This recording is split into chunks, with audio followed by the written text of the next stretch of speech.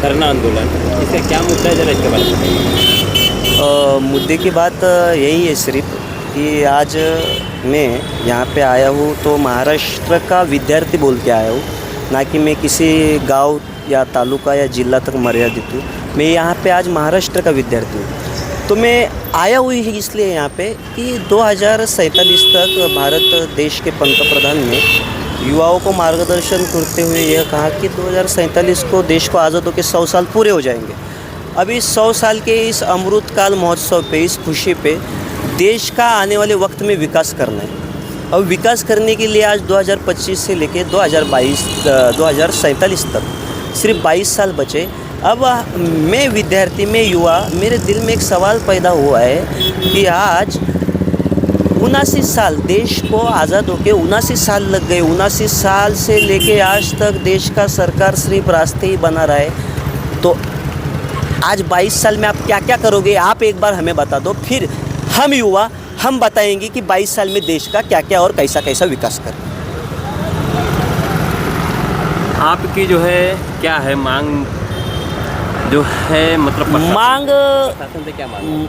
शासन और भिवंडी तालुका के शासन और प्रशासन या महाराष्ट्र राज्य सरकार या केंद्र सरकार से मेरी ये मांग है कि आज जिन 100 लोगों को, अगर विकास की बात बता रहा हूँ, आपको एक सुझाव दे रहा हूँ। अभी ये सुझाव सुन के, मेरा आवाज़ सुन के अगर आप मेरे पास आते हो ना, तो शासन और प्रशासन के ऊपर शायद मेरे देश के इस युवा का, देश का जो भविष्य है कहते हो हम, तो इनका विश्वास थोड़ा पर बैठ जाएगा कि लग्ज़री जिन लोगों को हमने आज तक चुन के दिया वो लग्ज़री गाड़ियों में घूमते।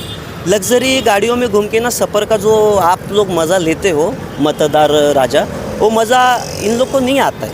तो जब तक ये लोगों को लग्ज़री गाड़ियों में से नीचे उतर के आम लोगों के जैसा आप जो सफ़र का मज़ा लेते हो वो मज़ा नहीं देंगे, तब तक मुझे ऐसा लगता है देश के रास्तों का विकास जल्दी से जल्दी नहीं होगा। नहीं तो आज हमारी ज़िंदगी में क्या है मालूम है क्या? इलेक्शन जब आता है ना, तब रास्तों के काम, और इलेक्शन ख़त्म होने के बाद वही भ्रष्टाचार, अत्याचार और बलात्कार हुए। अभी मेरा ये कहना है कि अभी लोकसभा, विधानसभा और महानगर पालिका का इलेक्शन ख़त्म हो जाएगा, स्थानिक स्वराज्य संस्था का। उसके बाद जब इलेक्शन ख़त्म होएगा, उसके बाद भ्रष्टाचार और अत्याचार, बलात्कार नहीं चाहिए। 22 साल बचे विकास करने के लिए। इसके बाद सिर्फ हमें हमारे गांव का, हमारे तालुके का, हमारे ज़िले का, हमारे राज्य का, हमको सिर्फ विकास और विकास ही चाहिए। और इस विकास की शुरुआत में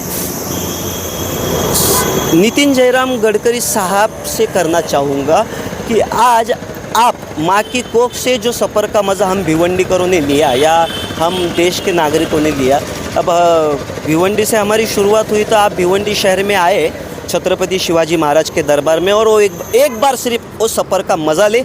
अगर आप नहीं आ सकते हो तो भिवंडी तालुके के एक खासदार, एक महापौर, 3 आमदार, 90 नगर सेवक, 210 गांव के सरपंच, इनको छत्रपति शिवाजी महाराज से लेके अंबाड़ी और सफ़र का अगर आपको और मज़ा आता है तो आगे जाके वाड़ा, और वाड़ा से अप डाउन का सफ़र करना पड़ेगा, तब जाके हम यहाँ से आज़ाद हो सकते हैं। रोहित आर्य ने तो बच्चों लोगों को ये किया था, बंद किया था, उनको किडनैप किया था। लेकिन आज ये युवा देश के विकास के लिए छत्रपति शिवाजी महाराज के दरबार में खुद बंधा हुआ है।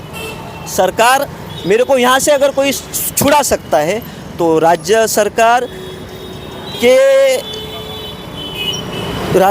के लिए तो ये प्रथम कर्तव्य ही है देखा जाए तो, क्योंकि मैं महाराष्ट्र का युवा, उसी के साथ केंद्र सरकार के जो मंत्री है वही मुझे यहाँ से आज़ाद कर सकते। नितिन जयराम गडकरी साहब हो या नरेंद्र दामोदर दास मोदी जी हो या राजनाथ सिंह जी हो या कोई भी हो, बस वही इस युवा को यहाँ से आज़ाद कर सकते। और किसी को, या शासन को या प्रशासन को, किसी को यहाँ पे मुझे कुछ ये करने का अधिकार नहीं।